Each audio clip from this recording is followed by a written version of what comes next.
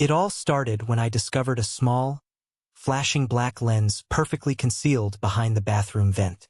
My brother had planted the listening device in my apartment, hacked my bank account, and monitored my every move. But the real nightmare began when I went to report it to the police. Instead of protecting me, my parents chose their golden boy. My father actually sent me a video of him throwing my belongings into the fire. They thought they had defeated me. They thought he had won. But they had no idea of the ultimate, humiliating destruction the universe was about to inflict upon him. Thank you for being here. Please grab a warm cup of water, sit down, and listen to me tell the whole story. Growing up, my house never truly felt like a home. It felt much more like a corporate boardroom where affection was entirely conditional, measured strictly by your latest achievements, your grades, and eventually your salary. My name is of no real consequence now, mostly because I have spent the last several years completely reinventing who I am from the ground up.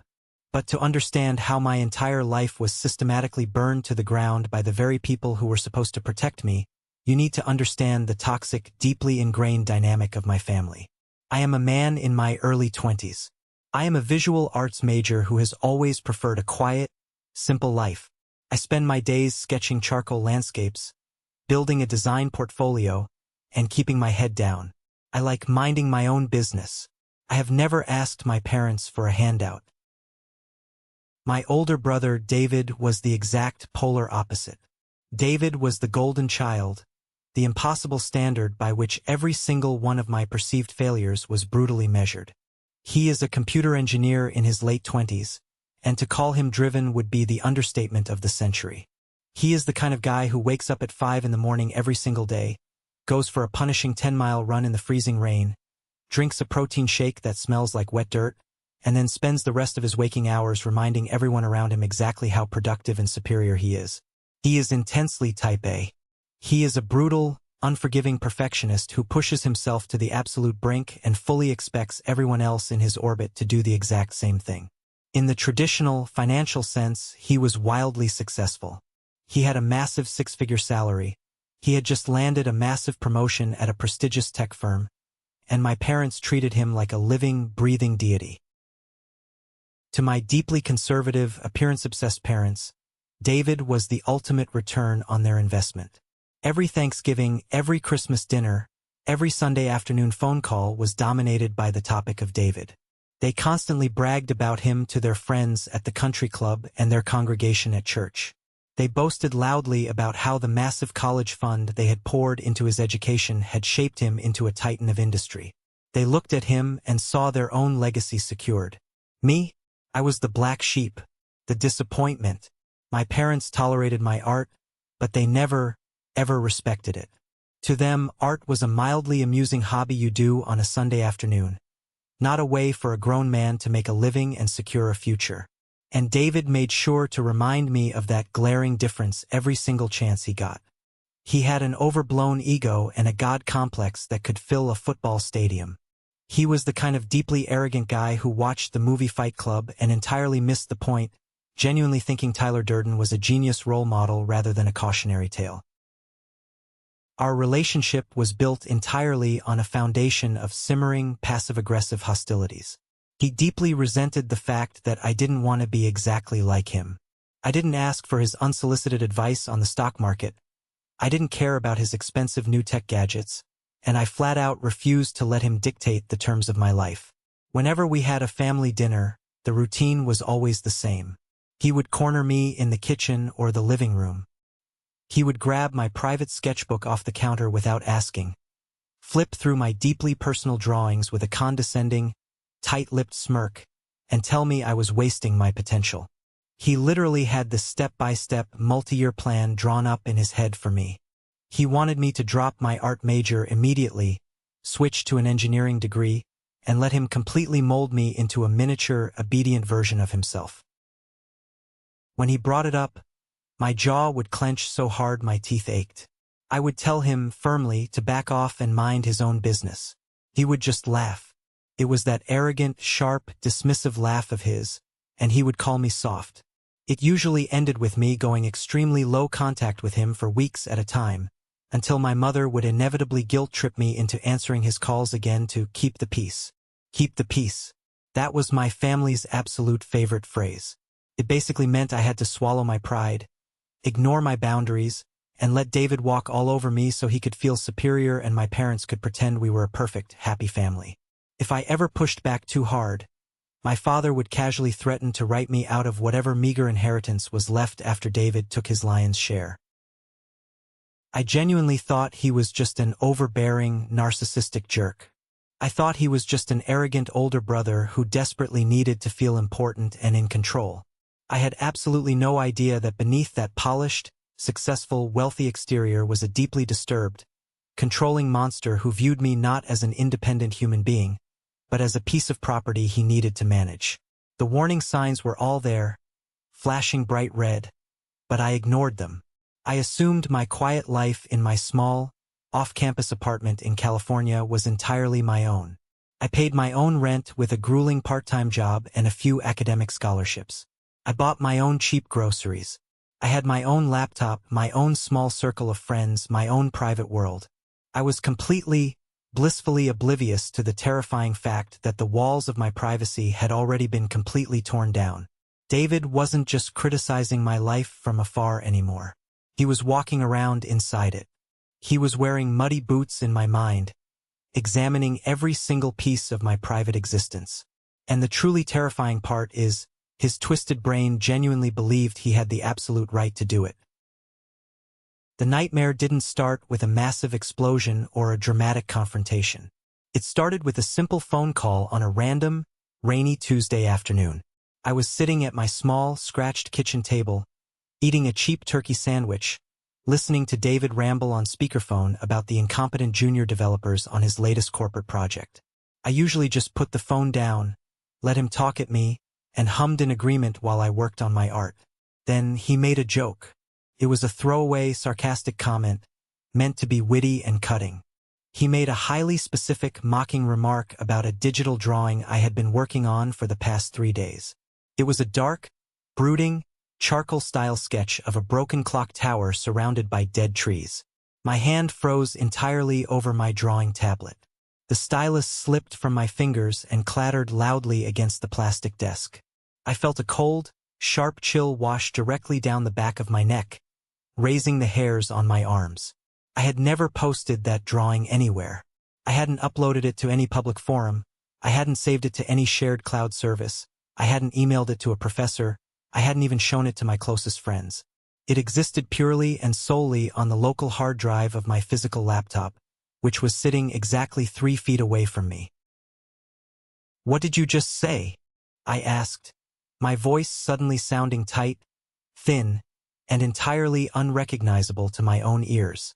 He casually brushed the question off, seamlessly transitioning back to complaining about the lease on his new luxury car. But my heart was suddenly pounding violently against my ribs, a heavy, frantic rhythm. After I quickly made an excuse and hung up the phone, I sat in absolute, suffocating silence in my empty apartment, staring blankly at my glowing laptop screen. My mind raced at 1,000,000 miles an hour, desperately trying to find a logical, rational explanation. Maybe he saw it over my shoulder the last time he visited my apartment a month ago? No, that was impossible.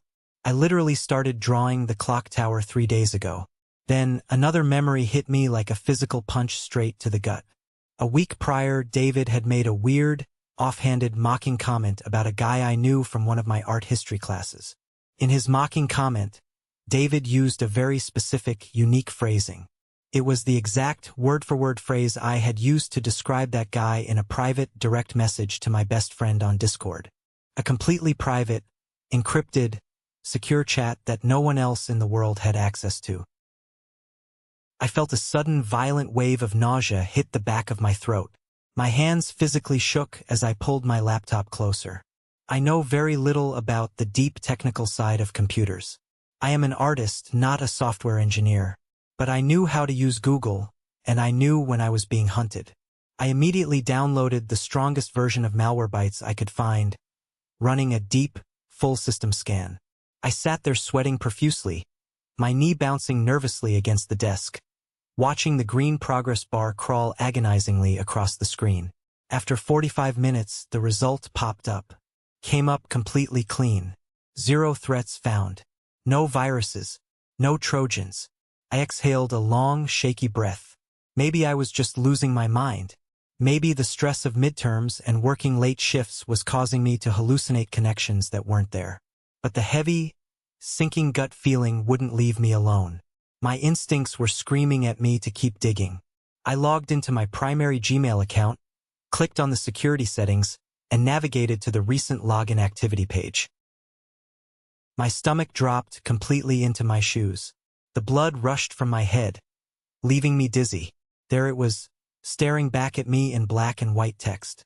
An unfamiliar IP address, tied to a completely different computer model and a location 3 towns over, had been logging into my personal email multiple times a day, every single day, for the past week. I quickly checked my mobile banking app. Same exact thing. I checked my university student portal. Same thing. Someone had been casually walking through the most sensitive, private corridors of my digital life like they had the master keys to the building. I grabbed my cell phone and dialed David's number. My blood was absolutely boiling with a rage I had never felt before, but beneath that blinding anger was a thick, heavy, suffocating layer of pure terror. He picked up on the second ring, sounding utterly relaxed. "Did you hack my computer?" I demanded, not bothering with a greeting, my voice trembling violently with raw rage. There was a brief, heavy pause on the line. I could hear him breathing. Then he laughed. It wasn't a nervous laugh caught off guard. It was a booming, genuine, deeply amused chuckle.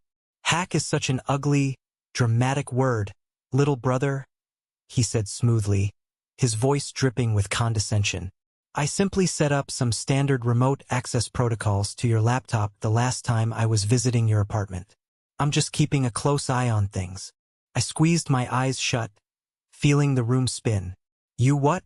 You secretly installed remote access to my personal computer? Are you completely insane? Calm down and stop being so emotional." He sighed loudly, sounding genuinely annoyed that I wasn't appreciating his brilliant intervention. "You're disorganized. You're wasting your potential on these stupid drawings. I told you repeatedly, I have a plan for you. I need to closely monitor your progress to make sure you aren't throwing your life away.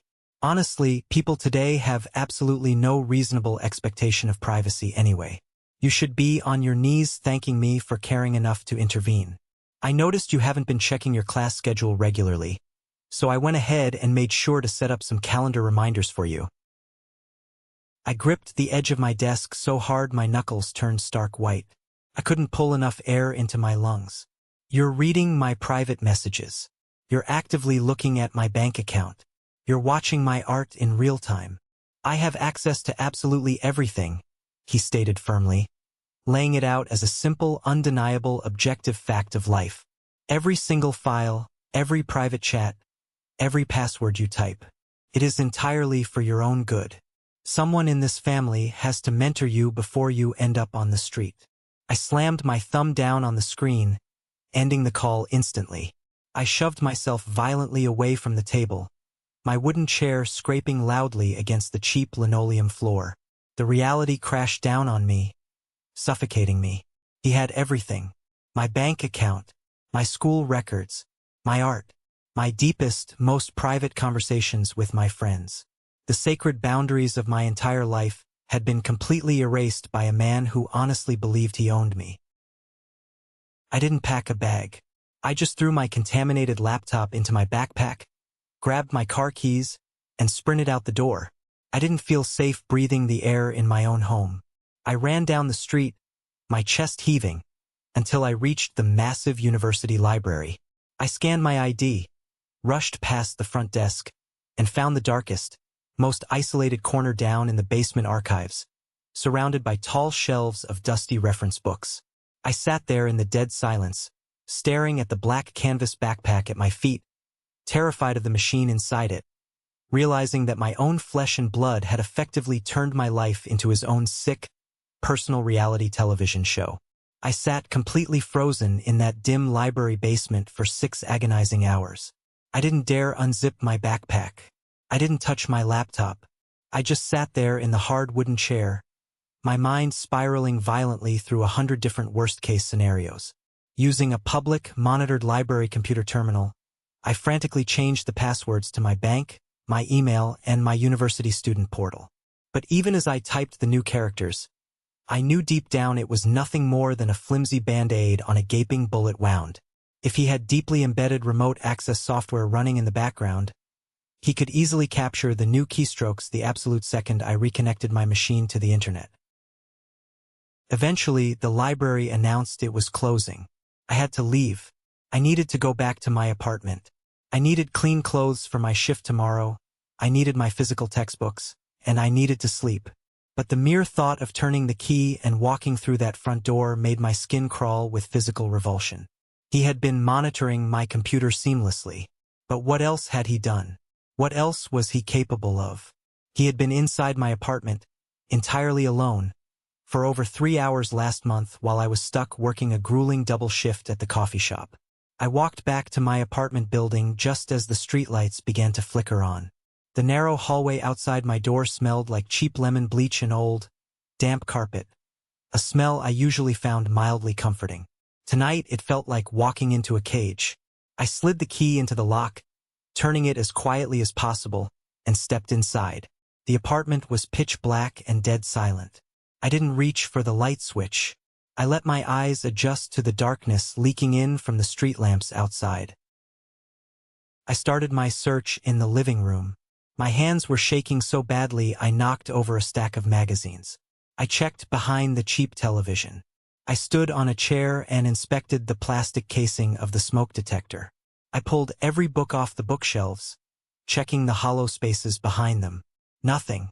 I moved into my small bedroom, aggressively tearing the sheets and blankets off my mattress, shining my phone flashlight under the bed, looking behind the cheap canvas artwork I had pinned to the drywall. Absolutely nothing. I started to feel foolish, rubbing my exhausted eyes. I was letting my rampant paranoia get the best of me. He was an arrogant corporate hacker, I told myself, not an international spy. Then, feeling defeated, I walked into the bathroom. It was a tiny, cramped, windowless space. I stood directly in front of the scratched mirror, turning on the harsh overhead vanity light, splashing freezing cold water onto my pale face, desperately telling myself to get a grip on reality. As I blindly reached to my right for a hand towel, my eyes naturally drifted upward toward the small, square exhaust vent set high on the wall, directly over the shower and the toilet. It was dusty, a standard, cheap plastic grate covered in lint. But there was something fundamentally wrong with the bottom left corner. One of the plastic slats looked slightly bent, pushed aside just a fraction of an inch to create a wider gap. I closed the toilet lid, stepped up onto the porcelain seat, balancing myself carefully, and grabbed my phone. I turned the flashlight app to its brightest setting. Holding my breath, I shined the harsh, blinding white beam directly through the dusty, bent plastic slats of the vent. My breath instantly caught and locked in my throat. My peripheral vision tunneled until all I could see was the vent. Tucked neatly behind the plastic grate, held firmly in place with a thick piece of black electrical tape, was a small, square, metallic device. The light from my phone bounced off a tiny, perfectly round glass lens, reflecting directly back into my eyes. A minuscule blue LED light blinked slowly, rhythmically, in the shadows. It was a camera, positioned perfectly, pointed directly at the shower stall, pointed directly at the toilet. I stumbled backward in sheer horror, my foot slipping off the wet toilet seat. I crashed backward into the heavy wooden bathroom door, hitting the floor hard, but the adrenaline surging through my veins entirely masked the pain. I scrambled backward into the hallway on my hands and knees, my chest heaving violently, gasping for air as if I had just been dragged underwater. I dry heaved over the carpet, my stomach violently rejecting the horrific, sickening reality of what I had just discovered. My brother, my own flesh and blood, the man I grew up with. He hadn't just breached the digital walls of my life. He had completely, utterly violated my most intimate, vulnerable, physical space. He had watched me, The paralyzing fear instantly evaporated, replaced entirely by a blinding, white-hot, furious rage. I didn't pack a bag. I didn't touch my computer. I marched straight out of the apartment, slamming the door behind me, got into my beat-up car, and drove well over the speed limit directly to the local police precinct. The station lobby was brightly lit, smelling strongly of stale coffee and industrial floor wax. I walked straight up to the thick bulletproof glass partition, my jaw clenched so tight my teeth ground together. My hands were shaking so violently I had to grip the metal counter to keep myself upright. I looked the tired desk sergeant dead in the eye. "I need to report a severe crime," I said, my voice surprisingly loud and steady. My older brother hacked all of my personal electronics, and I just found a hidden recording device wired inside the vent in my bathroom. The next few hours were an exhausting blur of repeating my story, answering invasive questions, and signing endless forms. 2 uniformed officers accompanied me back to my apartment. I stood trembling in the hallway while they went into the bathroom with a toolkit. When they emerged 10 minutes later, holding the small black camera sealed inside a clear plastic evidence bag, the absolute reality of the situation finally crashed over me like a wave. It wasn't a nightmare I could wake up from. It was real. I didn't sleep a single second that night. I sat in a brightly lit, 24-hour diner down the street, nursing a cup of bitter black coffee until the sun finally came up. The very next morning, the police escorted me to the county courthouse. I sat down with a legal advocate who helped me rush file the massive stack of paperwork. Because of the physical evidence, the judge didn't hesitate. By noon, I was holding a signed temporary restraining order, a strict injunction. David was legally barred from contacting me, coming within 500 feet of me, or attempting to access any of my digital property. The police informed me they had opened an active, serious investigation into the cyberstalking and the hidden camera, which carried potential federal weight. I walked out of the heavy glass doors of the courthouse feeling a strange, hollow mix of total exhaustion and undeniable triumph. I had finally stood up for myself. I had drawn a hard, legal line in the sand. I assumed the justice system would work quickly. I assumed my parents, once they heard the undeniable truth and saw the official police reports, would be horrified and rally behind me. I assumed this was the end of the nightmare. I was so incredibly, stupidly naive. I didn't realize the actual war hadn't even started yet. The fragile illusion of safety I had built for myself shattered exactly 4 hours after David was legally served with the restraining order at his corporate office. I was sitting on the worn fabric couch in my friend's living room. I absolutely refused to go back to my apartment, when my cell phone buzzed aggressively against the coffee table. The screen lit up with an unknown number. I let it ring out to voicemail. 2 minutes later, another unknown number popped up, then another. I unlocked my phone, my thumb hovering over the screen, and listened to the first voicemail message. It was David. His voice wasn't smooth, confident, or arrogant anymore. It was chaotic, frantic, and dripping with pure, unadulterated venom. "You think a stupid little piece of paper stops me?" He hissed into the phone, his breathing heavy. "You think you can embarrass me in front of my colleagues like this? You are absolutely nothing without me. You're a pathetic, starving artist playing the victim card. I am going to ruin your miserable life. I am going to dismantle every single thing you have." He chose to immediately, blatantly, and aggressively violate a strict court order within hours of receiving it. His massive ego simply could not comprehend or accept the fact that I had successfully defied his control. I didn't hesitate or try to reason with him. I immediately called the detective handling my active case, played the voicemail over the phone, and forwarded the audio file directly to her inbox. By 8 o'clock that evening, David was officially arrested. According to the detective, they pulled him out of his high-rise luxury apartment, put him in handcuffs, and threw him into a holding cell for the night. He was facing immediate misdemeanor charges for violating the injunction, which would sit right alongside the far more serious pending federal implications of the hacking and the hidden camera. Sitting on that couch, I felt a brief, powerful surge of relief wash over my exhausted body. He was literally behind bars. He couldn't hurt me tonight. The system was actually protecting me. Then, exactly 10 minutes later, my phone rang again. This time, the caller ID wasn't blocked. The screen clearly displayed Mom. I answered the phone instantly, my heart aching with a desperate, childlike need. I needed my mom right now. I needed my parents to tell me they loved me, that they were horrified by the monstrous things their eldest son had done, that they were driving down to get me and make sure I was safe. Mom! I whispered, my voice cracking under the emotional weight of the last 48 hours. You disgusting, ungrateful little liar, she screamed into the receiver. The sheer volume, the absolute hatred, and the raw disgust in her voice were like physical blows. I violently flinched, pulling the phone away from my ear. Mom, wait. Please just listen to me.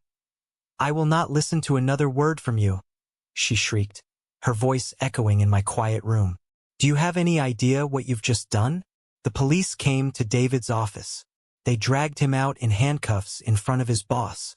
You are actively ruining his career.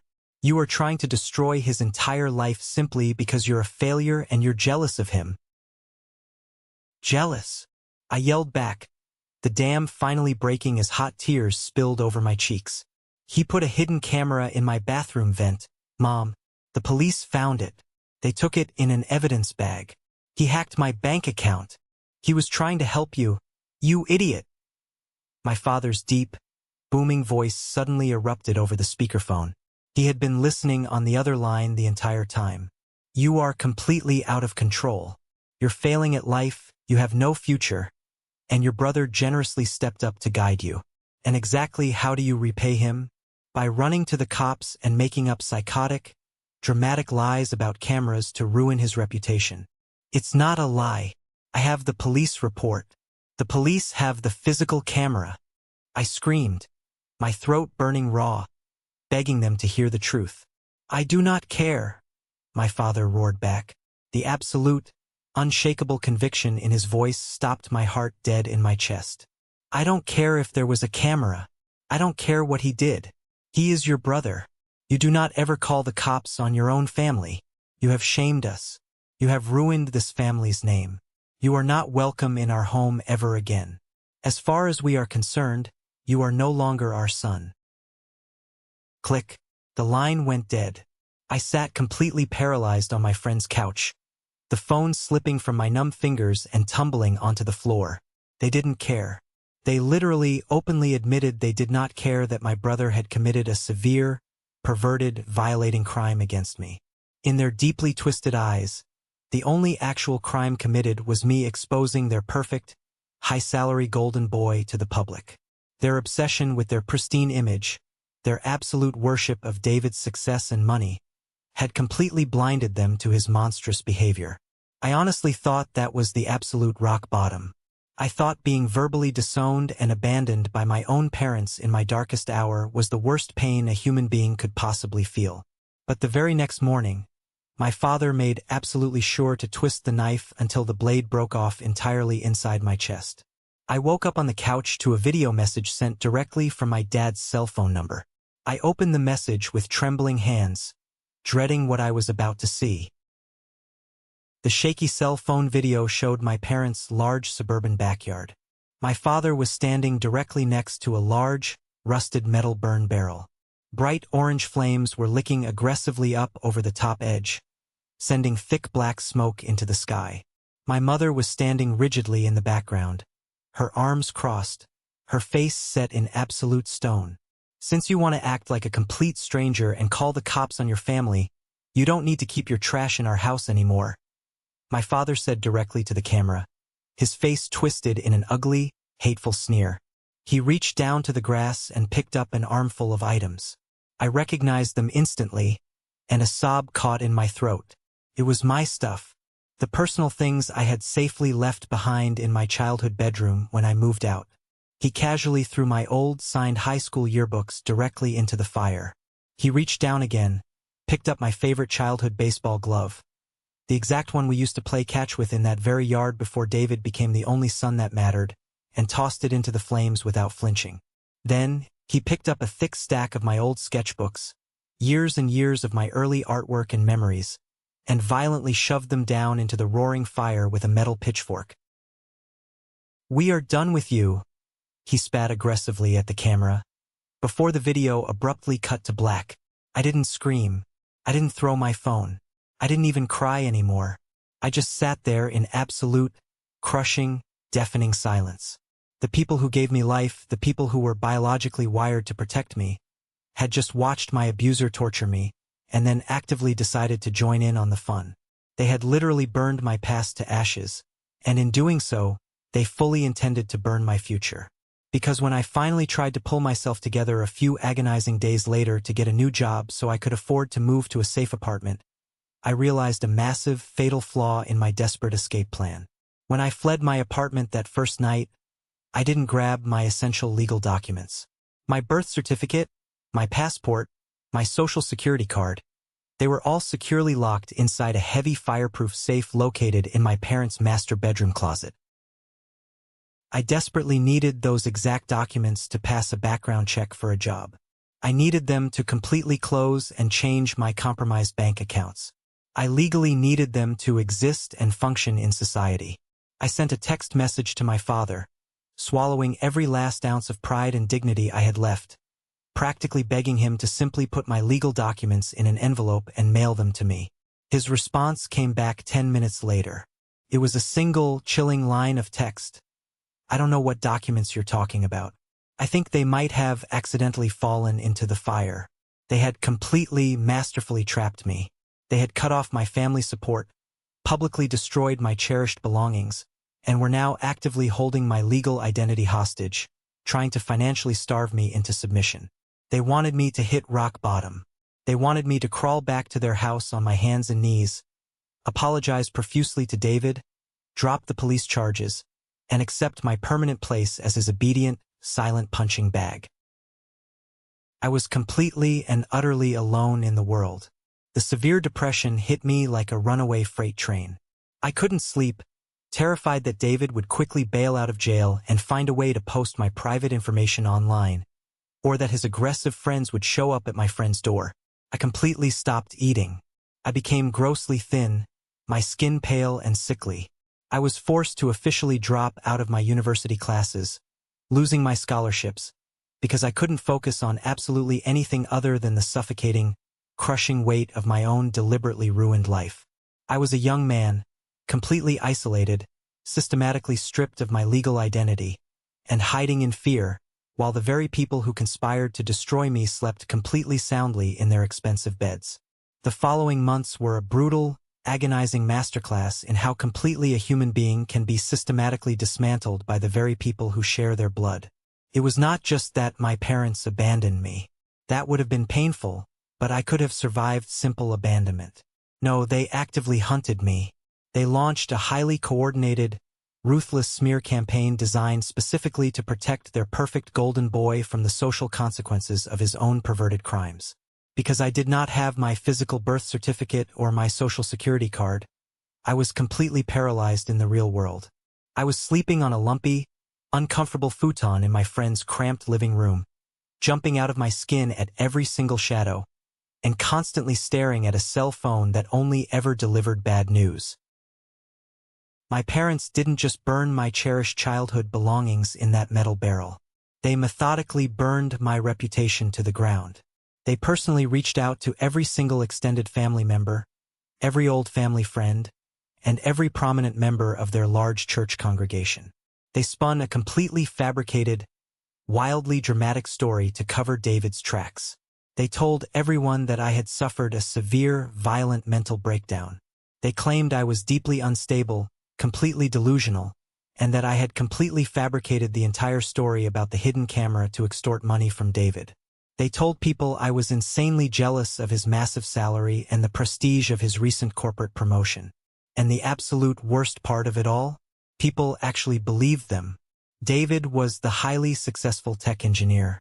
He wore the expensive tailored suits, he drove the luxury car, and he had that confident, winning smile that older people absolutely loved. I was the broke, struggling visual arts student living in a cheap off-campus apartment with paint on my jeans. To the outside world, my parents' lie made perfect, logical sense. Why would a wealthy, successful professional risk his entire lucrative career to spy on his younger brother? It didn't make sense to them, so they immediately chose the easier narrative. They chose to believe the black sheep had finally gone completely crazy. The harassment started slowly, but it escalated with terrifying, aggressive speed. I started getting phone calls from unlisted numbers at all hours of the night. At first, it was just heavy, intimidating breathing on the other end of the line. Then, the actual voices started. People I had known since I was a little kid, people who used to come over for Sunday barbecues and holiday parties, were calling me to call me a liar, a sociopath, and a complete disgrace to my family name. One of my aunts called and told me I was going to burn in hell for trying to ruin David's life. I had to physically block dozens of numbers every single day, but they just kept finding new ways to reach me. They wanted to punish me. The daily stress was physically eating me alive. I couldn't hold down any solid food. My stomach was in a constant, tight knot. I lost 15 pounds in 3 weeks. My clothes hung off my frame like cheap rags. My eyes had deep, dark purple circles under them from lack of sleep. I looked exactly like the sick, unstable, crazy person my parents were telling everyone I was. But the absolute, crushing blow came directly from the justice system. I had placed all my faith in the police. I had the physical camera evidence. I had the threatening voicemails saved on my phone. I honestly thought it was a completely open and shut case. But I was incredibly naive about how the world actually works when a wealthy person hires a ruthless, expensive lawyer. David's defense lawyer was an absolute shark. He completely tore my case apart in the preliminary hearings with terrifying efficiency. He smoothly argued to the judge that the remote access software on my computer was installed with my explicit verbal consent months ago for routine, maintenance purposes. As for the camera carefully hidden in the bathroom vent, his lawyer brought in a highly paid technical expert who confidently claimed that because the camera was a cheap, generic brand bought with cash, there was absolutely zero definitive digital footprint proving David was the one who physically placed it there. They aggressively argued that because I lived in a cheap off-campus apartment building with a landlord, maintenance workers, and previous tenants who all had keys, literally anyone could have put it there. They created reasonable doubt out of thin air. The local prosecutor handling my case was completely overwhelmed with violent felony crimes and simply didn't have the time, the manpower, or the budget to fight a protracted, expensive legal battle over a misdemeanor invasion of privacy charge. They quietly offered David a plea deal. He didn't serve a single day in a jail cell. He received a minor fine that equated to maybe a week of his massive salary, and he was placed on standard, unsupervised probation. The tech firm he worked for did initially fire him when the embarrassing arrest happened, but his lawyer actively pulled strings behind the scenes.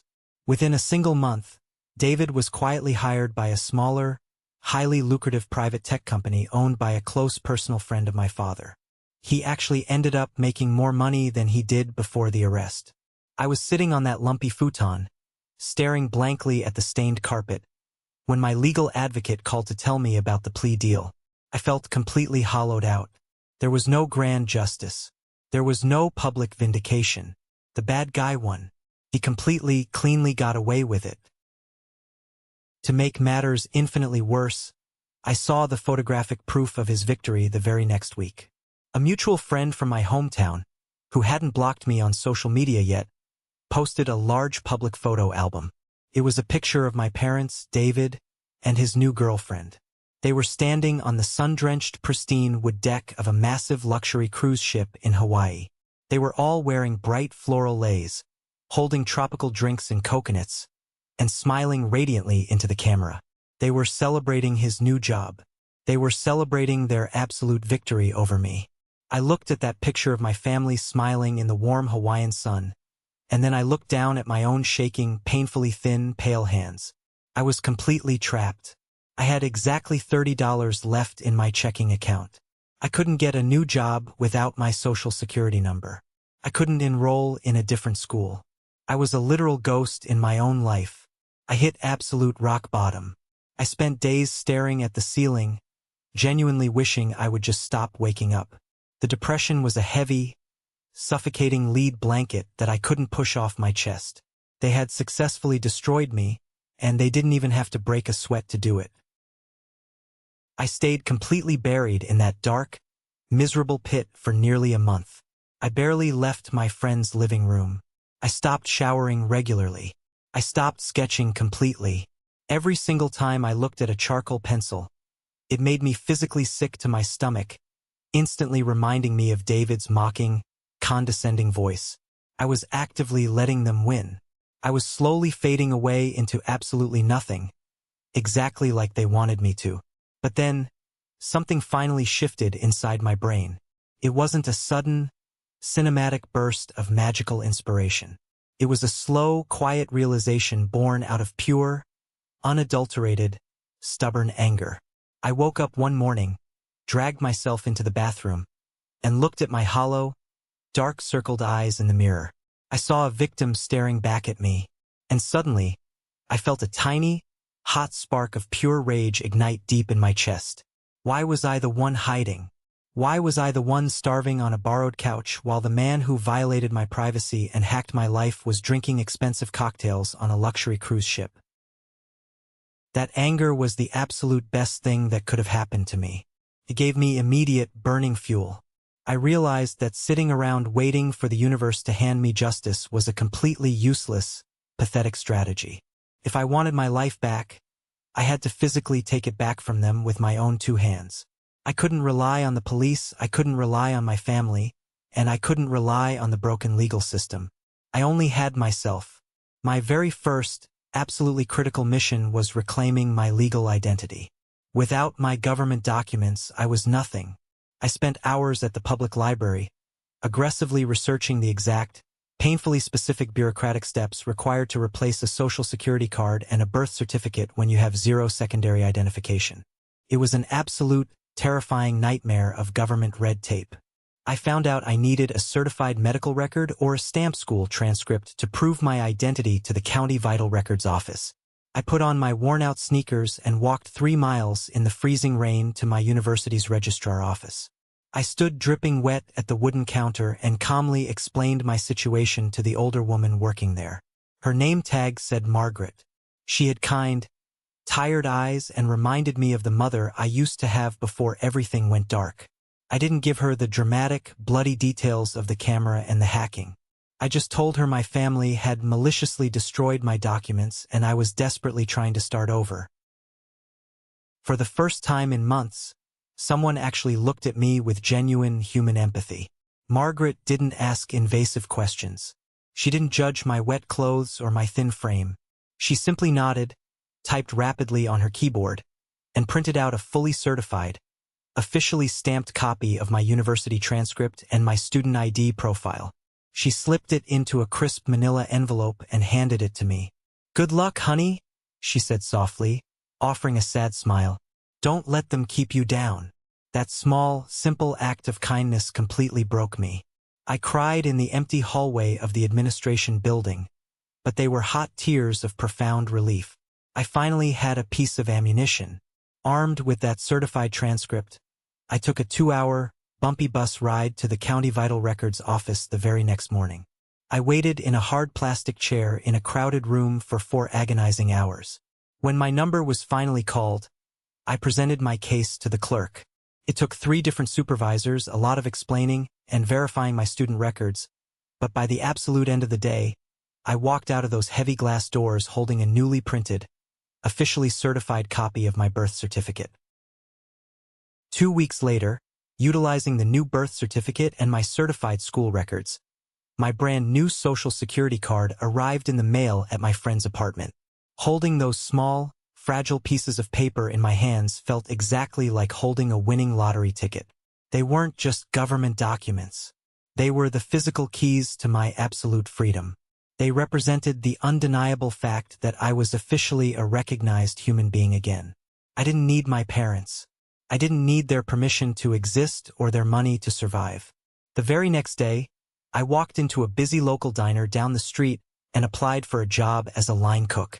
The manager took one look at me and hired me on the spot. It wasn't glamorous. It was incredibly hard, sweaty, exhausting, back-breaking work. I stood over a hot grill for 10 hours a day. I came home smelling like old grease and burnt onions every single night, my feet aching terribly and my hands covered in small burns and blisters. But I didn't care at all. Every single paycheck I deposited into my newly secured, heavily protected bank account was a massive, undeniable victory against my family. I saved every single penny I made. I stopped eating out completely. I bought my clothes at cheap thrift stores. I lived like a disciplined monk for 6 straight months. And during those 6 months, I completely and utterly severed the final, lingering ties to my past. I walked into a cell phone provider, completely canceled my old phone number, and bought a cheap prepaid phone with a brand new, unlisted number. I aggressively deleted every single social media account I had ever created. I vanished completely from the digital world. As far as my family and their toxic church friends were concerned, I had simply dropped off the face of the earth. When I finally saved up exactly $3,000 in cash, I packed my few belongings into 2 canvas duffel bags. I hugged my friend tightly, thanking him for keeping me off the cold streets when I had nothing, and I got on a Greyhound bus heading east. I was finally leaving California. I was leaving the state where my parents lived, the state where David worked, the state where my entire life had been burned down. I stared out the dirty, smudged window of the bus as we crossed the state line, watching the familiar landscape disappear behind me. I felt a massive, heavy weight physically lift off my chest. The black sheep was finally gone, and he was never coming back. I ended up settling in a quiet, incredibly affordable Midwestern state. It was a place where absolutely nobody knew my name, nobody knew my history, and nobody cared about the dramatic, vicious rumors my family had spread back on the coast. The air felt cleaner here. The streets felt safer. The people actually smiled at you when you walked into a grocery store. Rebuilding an entire human life from absolute scratch is incredibly lonely at first. For the first few months, my entire existence consisted of my small, bare studio apartment, a cheap mattress on the floor, and the new job I managed to land. Because I finally had my legal documents and a clean background check, I applied for a junior graphic design position at a local, mid-sized advertising agency. It wasn't the fine arts career I had originally dreamed of when I was drawing charcoal landscapes, but it was creative, steady work. When they called to offer me the job, they quoted a starting salary that was genuinely more money than I had ever made in my entire life. It was enough to easily pay my rent, buy decent groceries without checking the price tags, and finally start saving for a real future. Having a stable, safe, predictable routine was the exact medicine my shattered nervous system desperately needed. But the deep trauma of what my brother had done to me was still heavily rooted in my brain. For a long time, I couldn't take a shower without staring intensely at the bathroom vent, terrified I would see a blinking blue light. I couldn't open my laptop without a sharp spike of anxiety hitting my chest. The lingering paranoia was an incredibly difficult ghost to shake. So, my therapist helped me understand a brutal but necessary truth. I was entirely mourning the loss of a family that never actually existed in the first place. I was mourning an illusion. My parents were never going to be the supportive, loving protectors I desperately wanted them to be. They were deeply broken, shallow people who valued public status over their own child's safety. And David was a dangerous, calculating predator masquerading as a successful professional. Understanding that their horrific actions were a reflection of their own profound sickness, and absolutely not a reflection of my worth, was the key that finally unlocked my mental prison. As I healed internally, my external life began to beautifully flourish. I slowly started sketching again. Not dark, brooding charcoal drawings of broken towers and dead trees, but vibrant, colorful landscapes and bright character designs. I found my passion again. I also started pushing myself to meet new people. I joined a local weekend hiking group. I started attending a weekly figure drawing class at a community center downtown. Slowly but surely, I began to build a new circle of friends. One of them, a guy named Marcus who worked as a mechanic, completely changed my view on trust. These were people who liked me simply for who I was. They didn't care about my earning potential, they didn't judge my career choices, and they never, ever tried to control me. We would have loud, chaotic potluck dinners on Friday nights, sitting around my small kitchen table, eating cheap pizza and laughing until our ribs physically ached. When my beat-up car got a flat tire in the snow, Marcus and 2 other friends showed up within 20 minutes with a jack and hot coffee to help me fix it. When I was sick with the flu, one of them dropped off hot soup and medicine at my door without me even asking.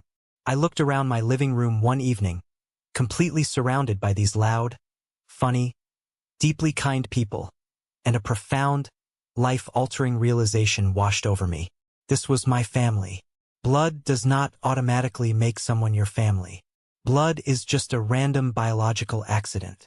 Real family is entirely about mutual respect, absolute safety, and unconditional support.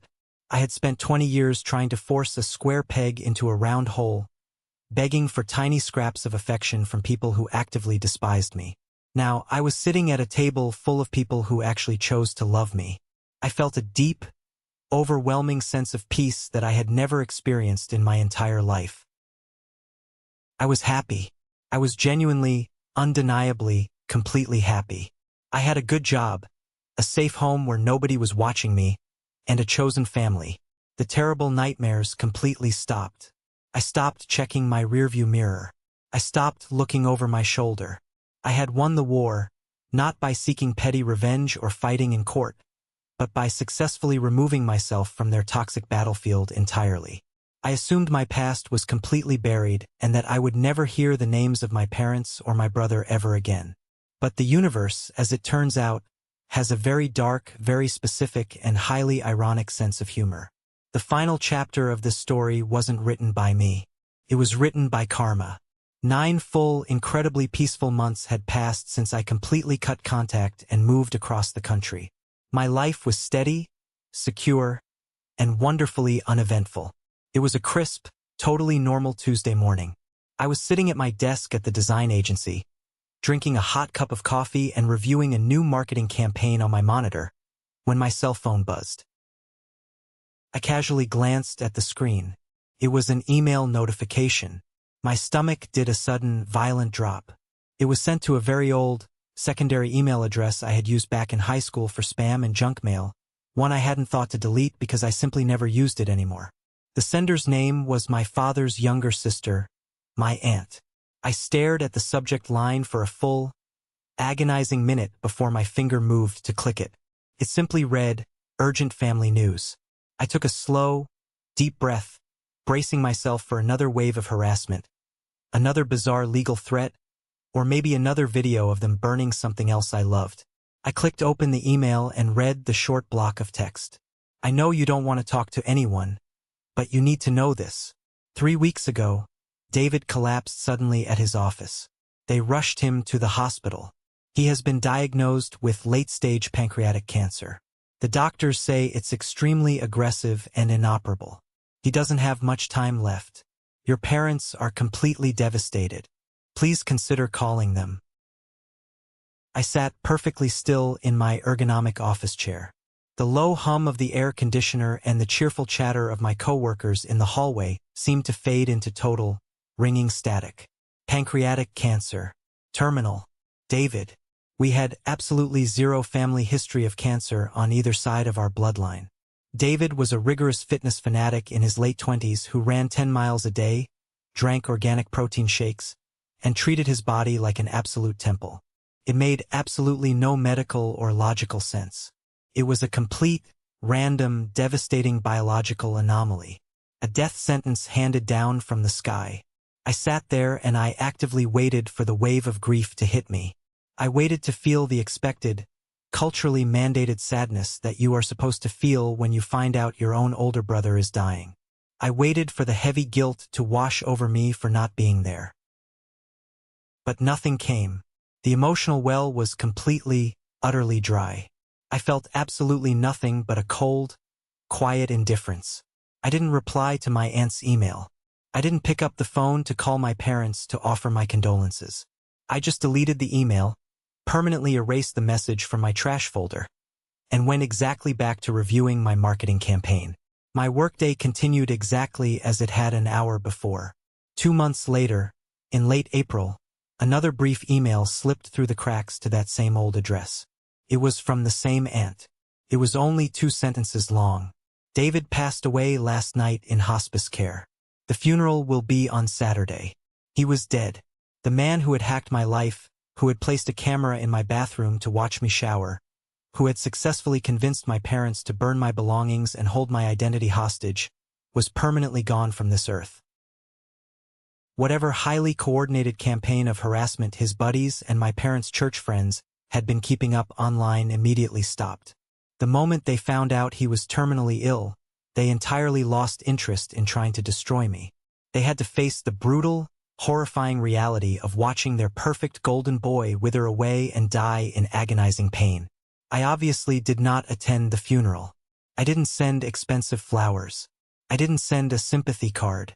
I spent that exact Saturday hiking a beautiful mountain trail with Marcus and my new friends, breathing in the crisp air and laughing until the sun went down.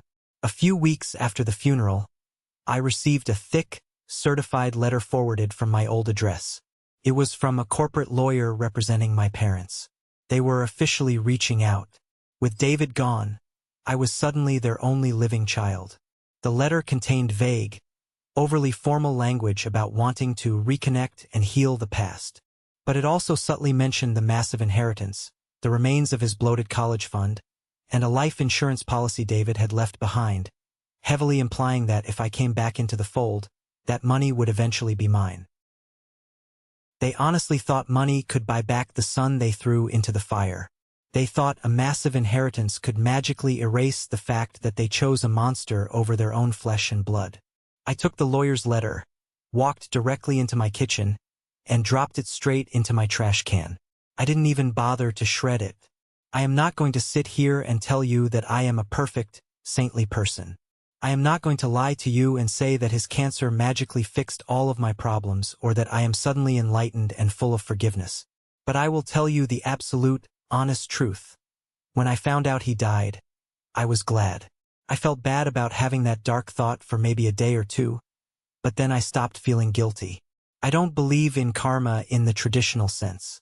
I don't believe that good things only happen to good people, because the world is far too random and cruel for that. But in this one specific, highly isolated scenario, the universe stepped in and delivered the ultimate, brutal justice that the legal system refused to give me. The universe threw me one massive freebie, and I am going to appreciate it for the rest of my life. I honestly feel completely free. My parents have to live the rest of their miserable lives sitting in an empty house, surrounded by the ashes of the son they destroyed, mourning the son that destroyed them. I hope they rot in that house, and I do not feel a single ounce of guilt about saying that. They are the broken ones. I am not.